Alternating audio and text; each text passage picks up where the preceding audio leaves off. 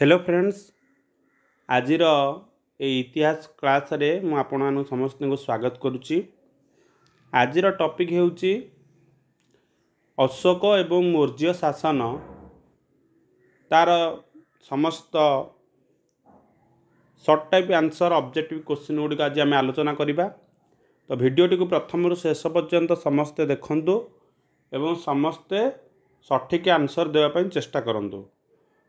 Video भल लगे like करेंगे, सांगन सह शेयर करेंगे।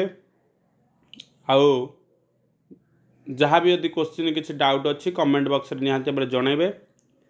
एवं जो टॉपिक रो ऑब्जेक्टिव टाइप क्वेश्चन चाहूँगी ता कमेंट बॉक्स में मेंशन करंतु। ता फल आम से टॉपिक उपरे बहुत गुड़े क्वेश्चन आनी पारिबा। तेबे प्रथम क्वेश्चन चलो देखिबा कौन रही। निम्नोक्त किए अशोकंकर पिता थिले। जो ऑप्शन गुड़िक देइछि से भितर अशोकंकर पिता किए थिले जब देखिए आम राइट आंसर हो कौन बिंदुसार। सठिक आंसर हो आमर ख हम बिंदुसार हम राइट आंसर। तापरे 2 नंबर क्वेश्चन देखिबा। निम्नोक्त किए मौर्य वंशर प्रतिष्ठाता थिले। तो मौर्य वंशर प्रतिष्ठाता किए राइट आंसर होची चंद्रगुप्त मौर्य होची राइट आंसर। नेक्स्ट देखिबा 3 नंबर। अशोक केबे सिंहासन आरोहण करथिले। अशोक केबे सिंहासन आरोहण करथिले। तो राइट आंसर होची ख्रीष्टपूर्व 273 273। नेक्स्ट क्वेश्चन देखिबा। सारनाथर बौद्ध स्तंभ कहा द्वारा निर्मित होइथिला। सारनाथर बौद्ध स्तंभ कहा द्वारा निर्मित होइथिला। राइट आंसर होची अशोकंक द्वारा एटा निर्मित होइथिला। तापरे 5 नंबर क्वेश्चन देखिबा। अशोकंक केउ शिलालेख रे कलिंग युद्ध विषय रे उल्लेख रही। तो राइट आंसर होची त्रयोदश शिलालेख। 13 नंबर जोटा त्रयोदश ऑप्शन ग राइट आंसर। त्रयोदश शिलालिपि रे कलिंग युद्ध विषय आमर उल्लेख रही। नेक्स्ट क्वेश्चन देखिबा। निम्नोक्त मध्यरु कलिंगर राजधानी केउंटी। कलिंगर राजधानी केउंटी थिला। राइट आंसर कौन हम तोषाली। तोषाली होची कलिंगर राजधानी थिला। तापर देखिबा। निम्नोक्त केउ बौद्ध सन्यासी द्वारा अशोक बौद्ध धर्म रे दीक्षित होइतिले। तो कहार प्रेरणा रे केउ सन्यासी द्वारा अशोक बौद्ध धर्म रे दीक्षित होइतिले। तो राइट आंसर होची उपगुप्त। मन रखिबे समस्ते उपगुप्त राइट आंसर। 8 नंबर देखिबा। निम्नोक्त मध्यरु केउ मसिया रे अशोक कलिंग आक्रमण करथिले। ख्रीष्टपूर्व 261। तापर देखिबा 9 नंबर। अशोक निजर नीति को कार्यकारी करिवा पई केउ नामधेय एक नूतन कर्मचारी श्रेणी सृष्टि करथिले। अशोक जो राज्य शासन करुथिले तो सही राज्य शासन समय रे विभिन्न प्रकार श्रेणी सृष्टि करा जायथिला। तो सेथिरे यार नाम होला धर्म महापात्र। जो आमर बौद्ध धर्मावलंबी मानक जो बौद्ध धर्म रे दीक्षित हला पर विभिन्न बौद्ध धर्म प्रचार करिया पई से कर्मचारी गोटे श्रेणी सृष्टि करथिले। सेटा को आमे कहवा जे धर्म महापात्र। तापरे 10 नंबर देखिबा। अशोक धर्म प्रचार पई निजर पुत्र और कन्या को केउ स्थान को प्रेरण करथिले। राइट आंसर कौन हम पुत्र आ कन्या को सिंहल राइट आंसर होची सिंहल। एबे तुम मान पई गोटे क्वेश्चन है जे अशोकंकर पुत्रंकर नाम कौन आ कन्यांकर तार जो कन्यार नाम कौन सेटा कमेंट बॉक्स रे लेख समस्ते। अशोकंक पुत्र नाम कौन आउ तांकर कन्यार नाम कौन दुईटी क्वेश्चन तुम मान पई रहिला सेटा कमेंट बॉक्स रे लेख जा फल तुम रिवाइज मध्य हो जिवो। तापर 11 नंबर क्वेश्चन निमक्त केउ मसिया रे अशोक मृत्युवरण करथिले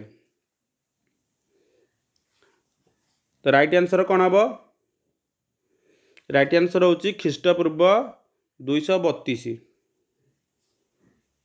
नेक्स्ट क्वेश्चन देखिबा निमक्त केउ मसिया रे चंद्रगुप्त मौर्य साम्राज्य प्रतिष्ठा करथिले केउ मसिया रे चंद्रगुप्त मौर्य जी कि मौर्य साम्राज्यर प्रतिष्ठाता जाको हम कहूचे तो सेई केउ मसिया रे एटा को प्रतिष्ठा करथिले ख्रीष्टपूर्व 321।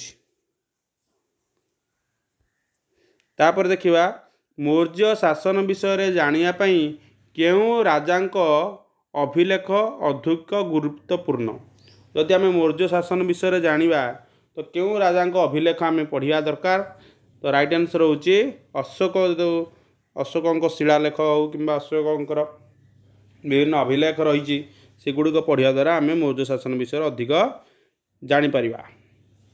15 नंबर देखिबा मौर्य सरकार निमक्त केउ शासन उपरे प्रतिष्ठित थिला तो राइट आंसर होची यह राजतंत्र उपरे प्रतिष्ठित थिला। मौर्य सरकार मौर्य शासन जो से समय चलता ता राजतंत्र उपरे प्रतिष्ठित थिला। तापर देखिबा निम्मक्त किए राजांकर मुख्य उपदेष्टा थिले तो राजांकर सेतेबेला समय रे मुख्य उपदेष्टा जी थिले तांको आमे कोन कहउतिले तांको आमे प्रधानमंत्री कहउतिले। तापर देखिबा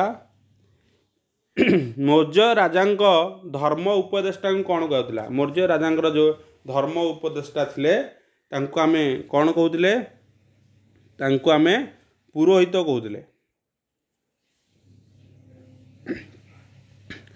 तापरे अशोक जो कलिंग आक्रमण करथिले कलिंग आक्रमण हेबा समय रे बहुत प्रकार क्षति होता लक्ष लक्ष लोकंर जीवन हानि होता तो सही कलिंग युद्ध अशोकंग ठारे बहुत प्रकार परिवर्तन आनीला तो कौन परिवर्तन आनीला तो राइट आंसर होटा हूँ से कौन होते चंडाशोक रु धर्माशोक को परिणत होते से अस्त्र त्याग करते आ जीवन में केबे युद्ध करेंगे ना बोली सेटे शपथ ग्रहण करते।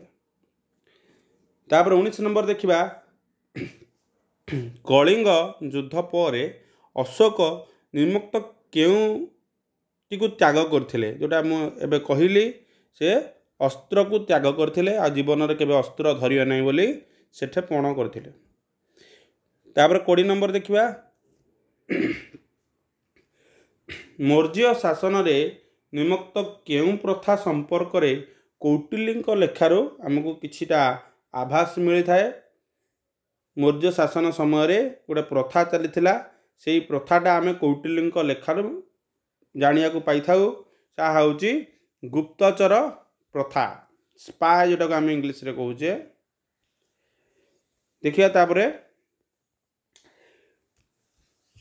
अशोक केउ भाषार पृष्ठपोषकता थिले 21 नंबर अशोक समय रे केउ प्रकार भाषा चली तो पाली जोटा हूँ राइट आंसर। भौगोलिक दृष्टिकोण कलिंग राज्य मगध साम्राज्यर केउ दिगरे अवस्थित थिला मगध साम्राज्यर केउ दिगरे अवस्थित थिला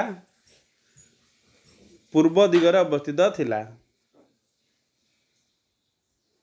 तापर देखिबा सिंहासन आरोहण रे केउ वर्ष रे अशोक कलिंग आक्रमण करथिले सिंहासन से आरोहण कले अशोक तापर से राज्य जय करने आरंभ कले तो सिंहासन आरोहण केउ वर्ष रे कलिंग आक्रमण करने से चिंता करथिले राइट आंसर होची द्वादश वर्ष 12 वर्ष।